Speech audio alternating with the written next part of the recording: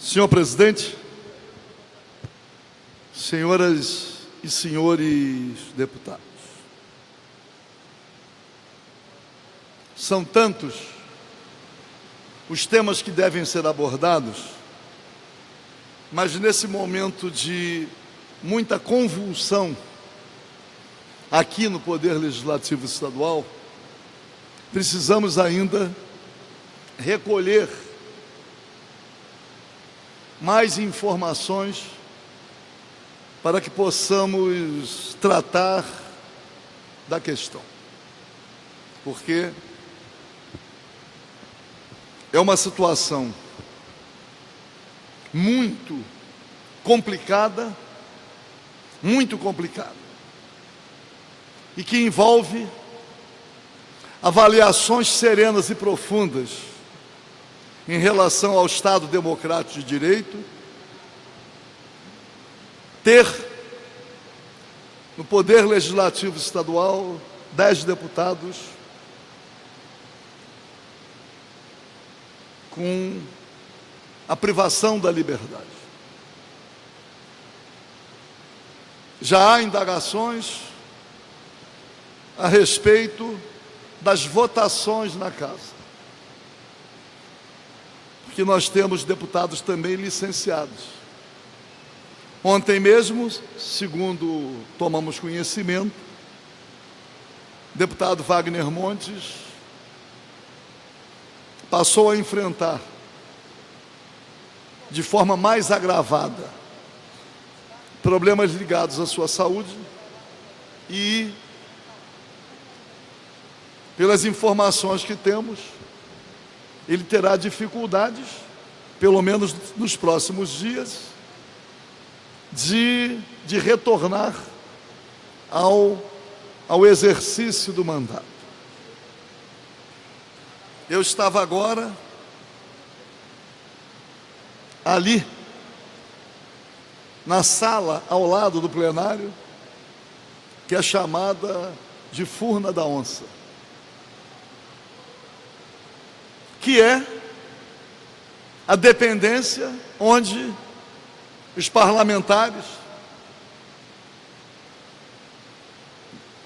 no período da sessão, têm a oportunidade de rapidamente receber aqueles que vêm a esta casa para alguma interlocução.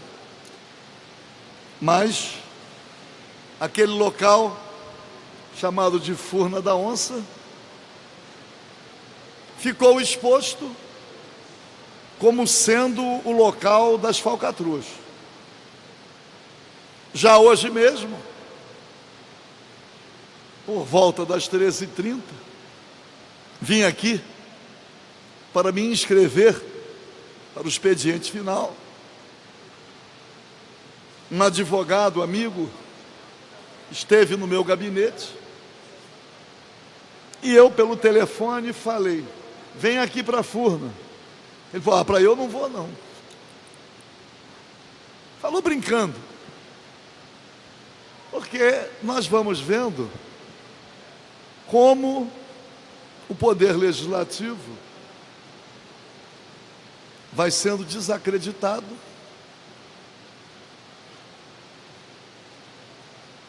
de uma forma, pelo menos no caso da Furna da Onça, uma forma descabida. Qualquer dia, dependendo do rumo dos acontecimentos, talvez tenhamos dificuldades de realizar as votações no plenário, porque talvez o plenário receberá a pecha de, por ser o local das votações, é o local onde, no exercício do mandato, os deputados votam em homenagem a compromissos espúrios. E aí, o plenário poderá ser até interditado. E aí não sei onde serão feitas as votações.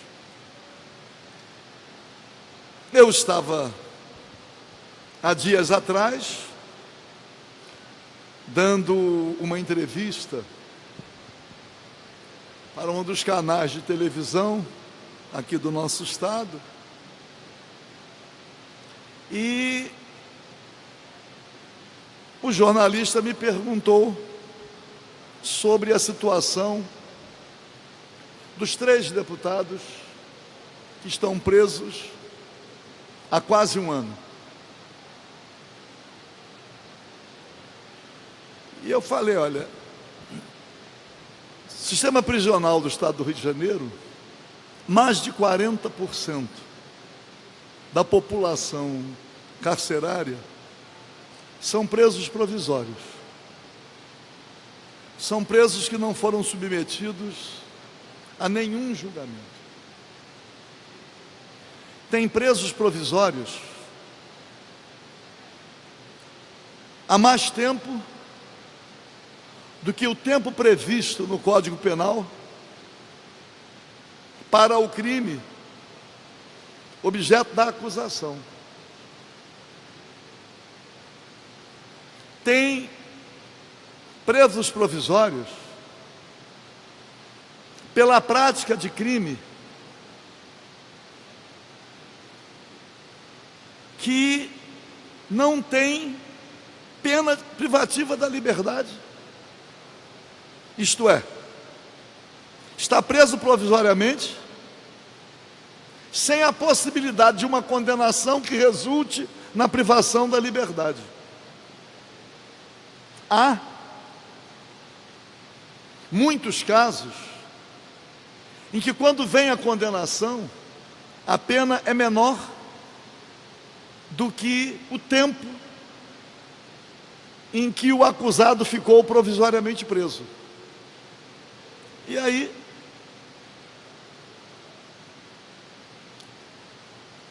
a consequência é que aquilo é visto como motivo de indenização.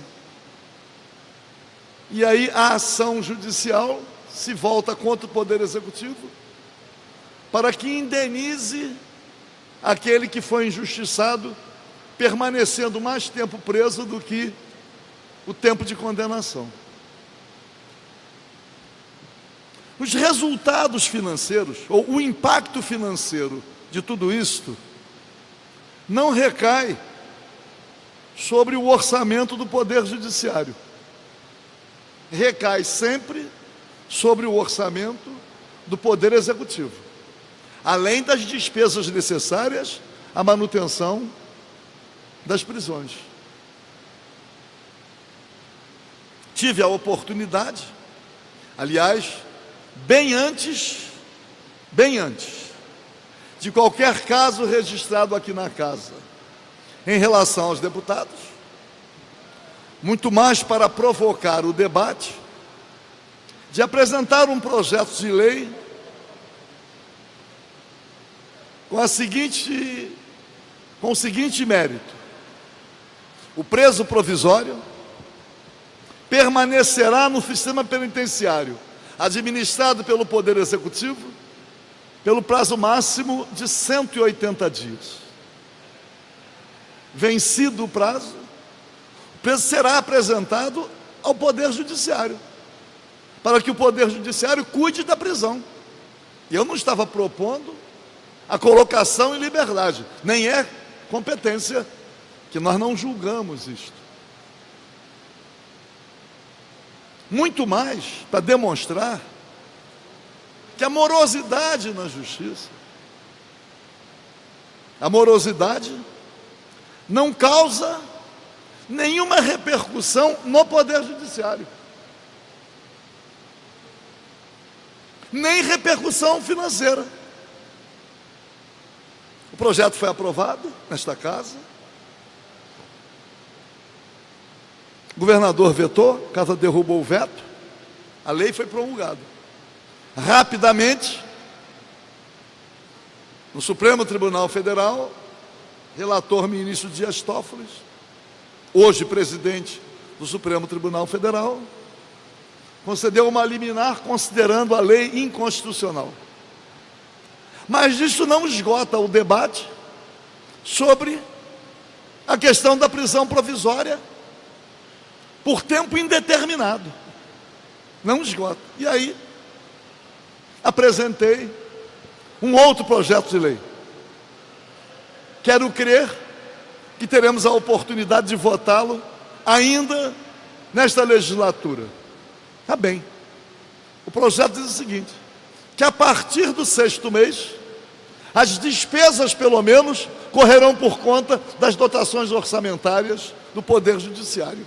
Isto é, o Poder Executivo fica com a responsabilidade da guarda do preso, mas o Poder Judiciário arca com os custos. Que aí sim, porque hoje, e todos sabem, existe crise financeira, o Estado passa por uma situação de dificuldades, mas afetado mesmo é o Poder Executivo, os servidores do Poder Executivo, a população que depende dos serviços prestados pelo Poder Executivo, na área da saúde, na área da educação. Isto é, a falta de recursos tem impactado mais as atribuições do Poder Executivo do que de qualquer um dos outros poderes. Então, senhor presidente, nós estamos enfrentando, estava vendo hoje a movimentação na casa dos meios de comunicação, ouvindo o presidente da Comissão de Constituição e Justiça sobre a tramitação dos procedimentos constitucionais e regimentais em relação aos deputados, os 3 primeiros presos. Mas eu não vejo nenhuma preocupação em consultar o Poder Judiciário em relação às ações que estão tramitando em decorrência da decisão do Poder Legislativo em relação aos deputados. 1 ano. Esta casa, num momento de muita angústia, de muita dificuldade, pela maioria dos membros, aliás, uma maioria expressiva dos membros presentes, considerando o fato do julgador ter submetido o ato de prisão a esta casa, decidiu pela soltura. Mas quem submeteu à apreciação da casa foi o próprio Poder Judiciário. Agora, em relação aos 7 deputados presos, o mesmo não aconteceu. Não foi encaminhado ao Poder Legislativo, conforme ainda diz a Constituição. Porque estamos vivendo uma situação em relação ao Estado Democrático de Direito que precisa ser muito bem avaliada. A Constituição, no dia 5 de outubro de 88, completou 30 anos, mas as comemorações aconteceram no dia 5 de novembro, agora o último. Todos que se manifestaram juraram defender a Constituição mais uma vez, e ainda pregaram que a Constituição tem que ser respeitada. Eu andei consultando os meios de comunicação de outros países e não vejo nenhuma discussão sobre a Constituição, que a Constituição é cumprida. Não há nenhuma especulação. Então eu concluí que a Constituição vem sendo descumprida e há uma preocupação com o aprofundamento do descumprimento, fazendo com que o Estado Democrático de Direito corra risco. Corra risco. E aí, 30 anos. 30 anos. Durante esse período, foram elaboradas também as constituições estaduais. E as constituições estaduais, todas conferiram aos deputados estaduais a mesma imunidade conferida aos deputados federais na Constituição Federal. Nunca houve nenhuma objeção a isto.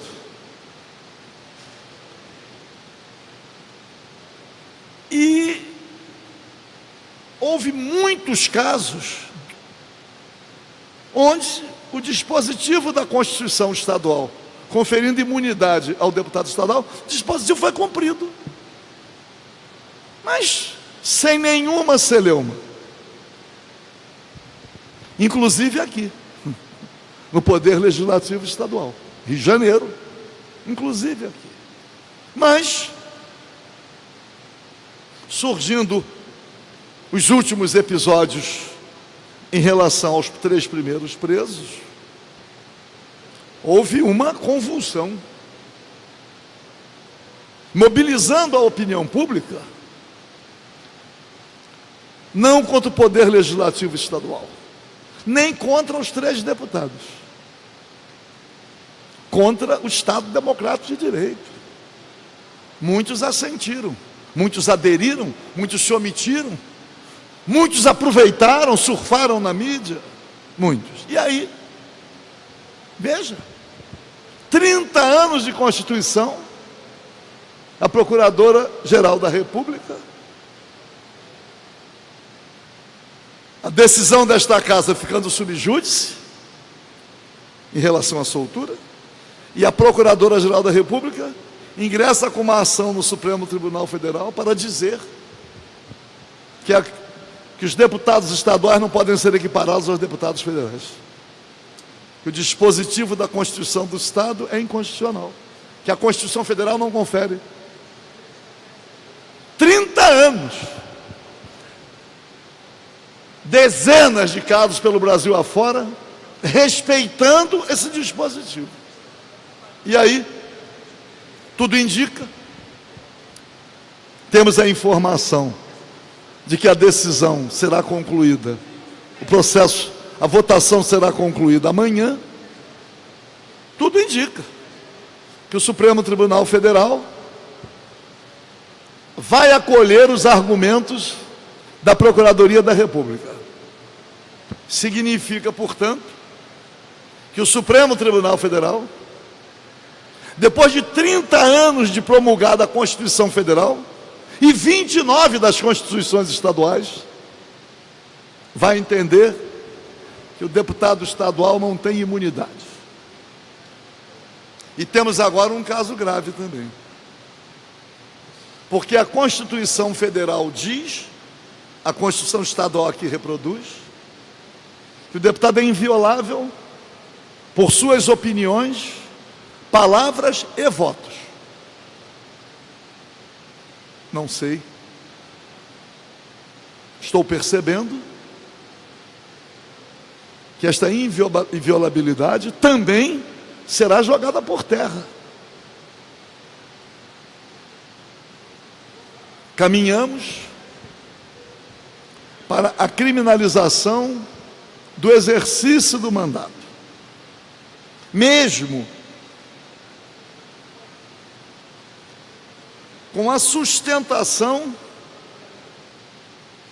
da moralidade pública, a defesa da ética.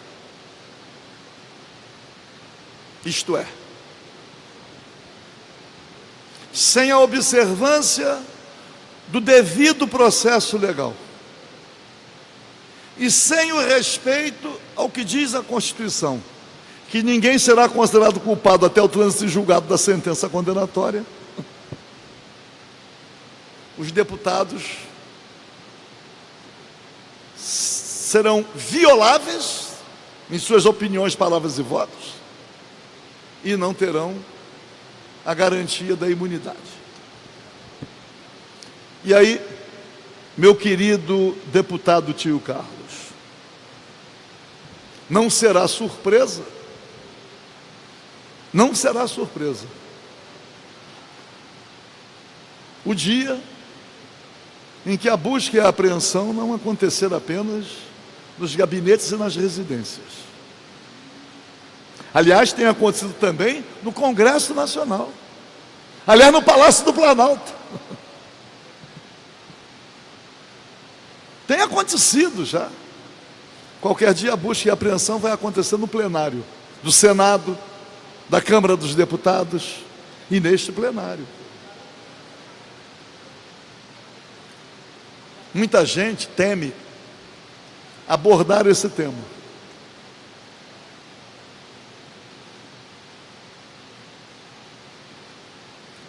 Imaginando, deputado Silvio Carlos, que qualquer confusão possa ser feita em relação àquilo que se está defendendo.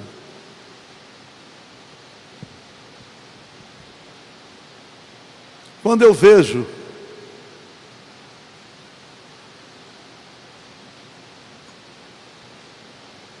a ação, porque as instituições policiais estão subordinadas ao crivo do Ministério Público.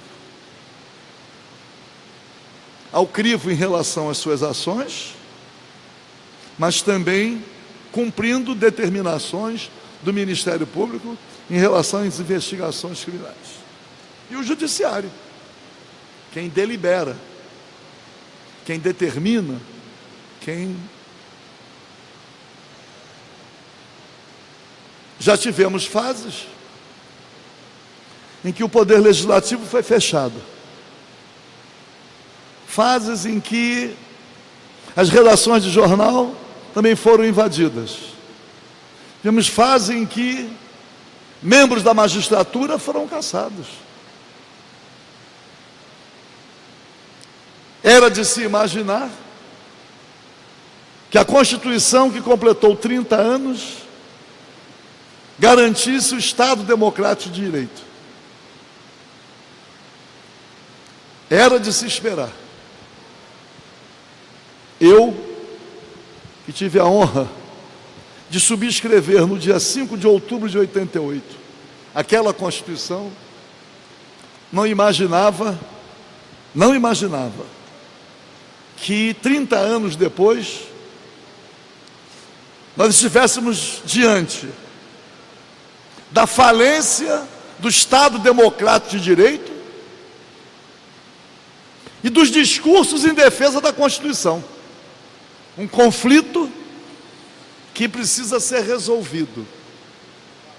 E esse conflito só será resolvido se aqueles que têm a responsabilidade, porque existe a responsabilidade de cumprir, mas a responsabilidade de fazer cumprir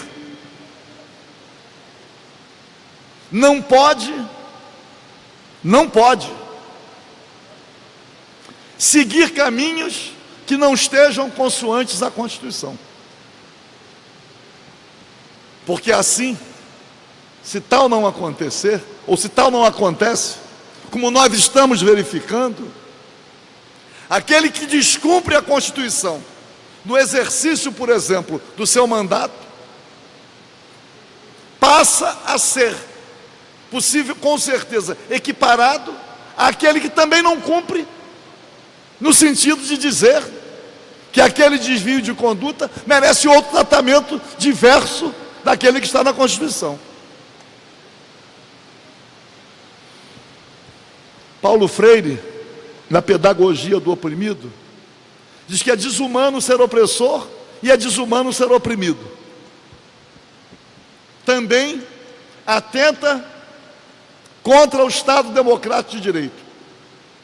Quem descumpre a Constituição num sentido, e quem tem o dever de fazer cumprir a Constituição também descumpre.